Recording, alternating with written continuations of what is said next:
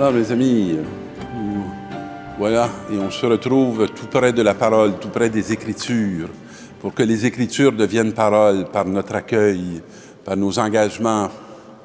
Et je lisais la première lecture. Dans les temps anciens, le Seigneur a couvert de honte le pays de Zabulon et le pays de Nephtali, mais ensuite, il a couvert de gloire la route de la mer. Il y a à peu près un an et demi, je rencontrais mon évêque. Je faisais un peu le bilan, je m'en souviens, de mon ministère. Je ne suis pas sûr que lui s'en souvienne, parce que c'est pas lui qui l'a fait, c'est moi.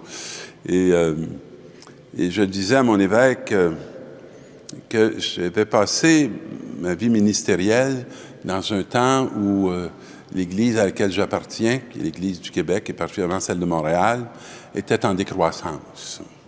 Entre la situation de l'Église à mon adolescence et maintenant, aujourd'hui, on peut voir qu'il y a une très grande différence. Puis donc, j'ai beaucoup expérimenté une Église en temps de décroissance. Et maintenant, je pense que je suis en train de vivre une étape d'Église qui finit. Je ne dis pas que l'Église est finie, mais je dis qu'une étape d'Église qui finit. Et dans ces textes, le Seigneur qui couvre de honte le pays de Zabulon et le pays de Nephtali, c'est moi qui avais été éduqué et qui avait vu et qui avait touché une Église triomphante et qui triomphait vraiment. De voir cet effritement apparent amène un certain sentiment de honte, pas de désespoir, mais de peine. Et ensuite, il a couvert de gloire la route de la mer. Or, pour moi, la route de la mer, c'est une route que je connais bien. On n'a pas de mer à Montréal, mais si on la prend au plan symbolique, la mer étant le lieu où se trouvent les forces du mal pour ceux qui appartiennent à cette mentalité biblique.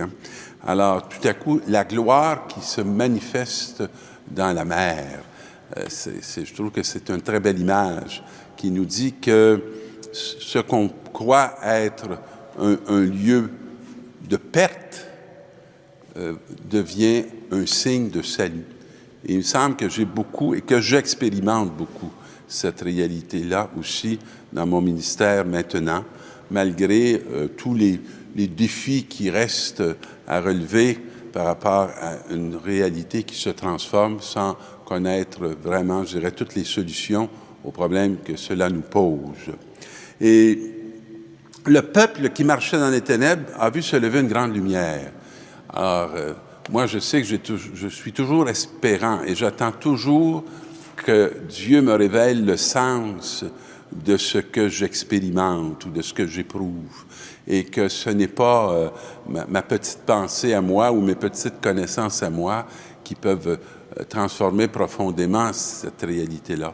Mais je sais que dans sa réalité à lui, tout ce qui semble être négatif peut devenir de façon très étonnante et surprenante des chemins de grande lumière et de grande révélation. Alors, notre ami Paul, lui, dans le texte qui va suivre, celui sur lequel je viens vous dire quelques mots, va parler de quelque chose de fort important avec lequel je suis bien d'accord. Il dit, « Frères, je vous exhorte au nom de notre Seigneur Jésus-Christ à être tous vraiment d'accord, qu'il n'y ait pas de division entre vous, soyez en parfaite harmonie de pensée et de sentiments. » C'est fou toute l'énergie qu'on peut perdre à se diviser, à se compétitionner, à vouloir se montrer plus intelligent que les autres ou à juger que les autres sont moins intelligents que nous. Et cet appel à l'unité est pour moi quelque chose de fondamental si on veut construire, si on veut bâtir. On ne peut pas le faire dans la désunion. Alors, et là, Paul va toucher dès le début de la communauté, quelque chose de précieux. Il dit, j'entends dire, moi j'appartiens à Paul, ou bien j'appartiens à Apollos, ou bien j'appartiens à Pierre, ou bien j'appartiens au Christ. Et il pose la question, le Christ est-il divisé? Alors, est-ce donc Paul qui a été crucifié pour vous? Est-ce au nom de Paul que vous avez été baptisés? Le Christ ne m'a pas envoyé pour baptiser, mais pour annoncer l'Évangile, et sans avoir recours à la sagesse du langage humain, ce qui viderait de son sens la croix du Christ.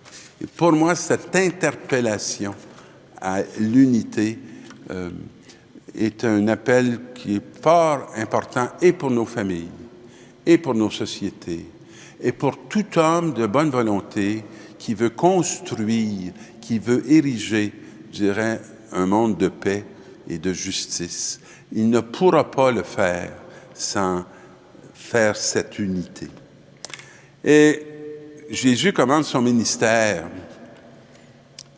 Et ce qui me frappe, si je fais un commentaire rapide, c'est que Jésus ne commencera pas par ouvrir une école. Alors, qu'est-ce qu'il fait?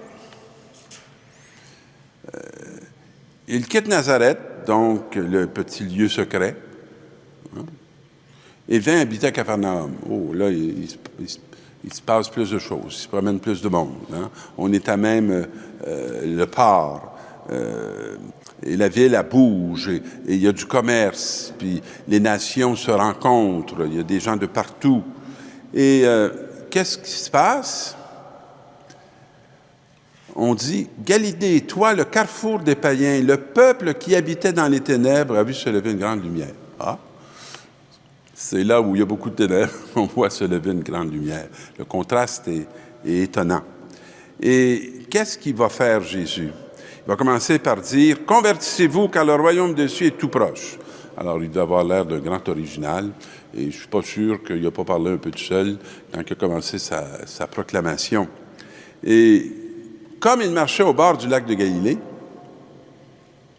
il vit deux frères. Il est en train de prendre une marche. Et il est tout près d'un lieu où les gens s'affairent, travaillent fort. Hein. Le métier de pêcheur n'est pas le plus facile. Et là, il voit deux frères. Donc, il y a déjà une fraternité qui est bâtie. Il y a déjà la participation d'une famille qui a fait que des êtres se reconnaissent puis qui sont capables de tâches communes. Et il dit à Simon, appelé Pierre, et son frère André, qui jetaient leur filet dans le lac, c'était des pêcheurs, venez derrière moi. Il faut beaucoup d'audace. Il ne leur a pas parlé du salaire. Il ne leur a pas dit ce que ça leur donnerait. Non, venez derrière moi. Pas une grosse affaire, hein? Jésus, Simon, puis André, venez derrière moi. Et je vous ferai pêcheurs d'hommes. Oh, il leur propose une grande transformation.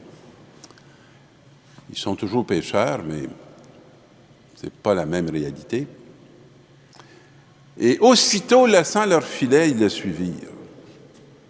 Les amis, c'est difficile à expliquer sur le plan humain.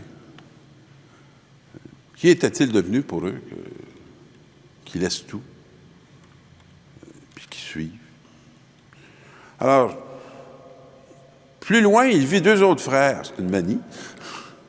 Jacques, fils de Zébédée, et son frère Jean, qui étaient dans leur barque avec leur père en train de préparer leur filet. Il les appela. Aussitôt laissant leur barque et leur père, ils le suivirent.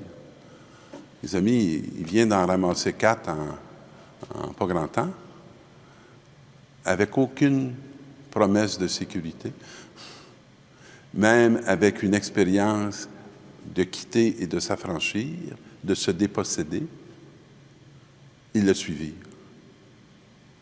Ça commence comme ça.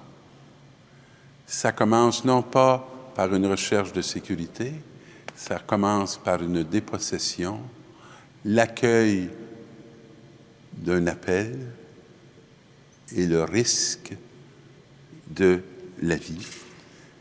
Et tout va commencer à partir d'un univers de relations.